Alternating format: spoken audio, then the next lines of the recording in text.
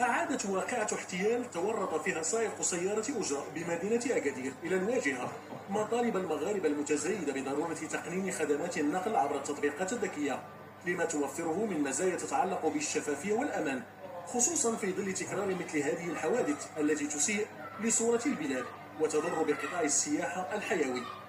تعود تفاصيل الحادثة إلى مقطع فيديو انتشر بشكل واسع على مواقع التواصل الاجتماعي يوثق سلوكا غير أخلاقي لسائق طاكسي تعمد إخفاء ورقة نقدية من فئة 200 درهم تحت سيارته مدعيا أنه لم يتسلم المال من سائحتين بريطانيتين.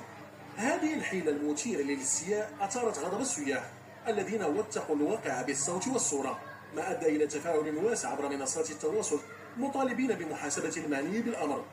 وسرعان ما تدخلت مصالح الأمن الوطني بمدينة أكادير حيث فتحت تحقيقا فوريا في الحادثة، وبفضل التحريات التي أجريت استنادا إلى الفيديو تم تحديد هوية السائق وتوقيفه، كما تم الاستماع إلى السائحتين اللتين أكدتا تعرضهما للنصب بعد دفعهما مبلغا يفوق التسعيرة القانونية بشكل كبير. وقد جرى الاحتفاظ بالمشتبه فيه تحت تدبير الحراسة النظرية بأمر من النيابة العامة المختصة في انتظار استكمال التحقيق للكشف عن جميع ملابسات القضية وتحديد المسؤوليات القانونية المترتبة.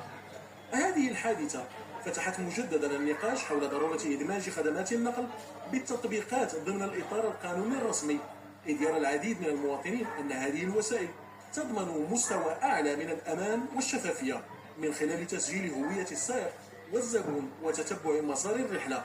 ما يقلل من فرص التعرض للنصب أو التحرش أو سوء المعاملة. في ظل تكرار مثل هذه السلوكيات الفردية التي تمس بسمعة القطاع السياحي المغربي، يبدو أن الوقت قد حان لإعادة النظر في تنظيم قطاع النقل الحضري عبر اعتماد حلول تكنولوجية تضمن حماية الركاب والسائقين على حد سواء. تقنين النقل بالتطبيقات لا يجب أن ينظر إليه كتهديد للسائقين التقليديين، بل كفرصة لتحسين جودة الخدمات وتعزيز الثقة بين المواطن ومقدم الخدمة، بما ينعكس إيجابا على صورة المغرب داخليا وخارجيا.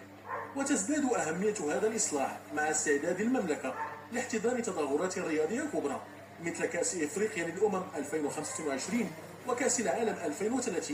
مما يفرض توفير بيئة آمنة وموثوقة تستجيب لتطلعات الزوار والمشاركين من مختلف أنحاء العالم.